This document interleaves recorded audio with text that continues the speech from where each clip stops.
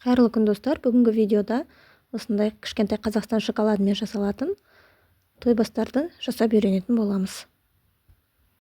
Бір бетте 4 штук орналасқан A4 форматтағы шаблонымыз осындай түрде болады. Мына жеріне жазуын жазып аласыздар. Қиған кезде міне мынандай болып шығады.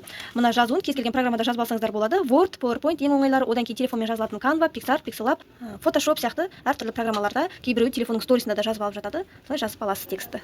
Шаблонымызды мен бірден 10-15 форматқа шығарып ала салдым. Бір бетке 4-еу шығарып қиып алсаңыздар да болады.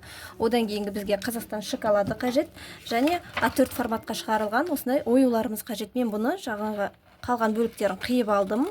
Қазір мінекей сіздерге қиып жасап көрсетейін. Мынандай етіп шығады. Бұны Қазақстан шоколадына ораймыз.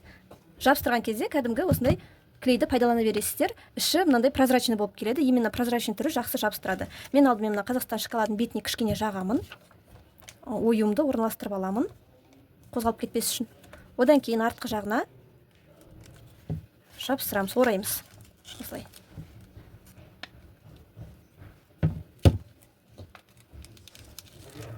Шоколадымыз осындай форматта болып шығады. Енді мына шаблонымызға бұны жабыстырамыз. Артына тағы да клей жағамыз. Және мына жерге былайнан жабыстыратын боламыз. 10-15 форматтағы осындай целлофанымызды аламыз тойбастарға арналған.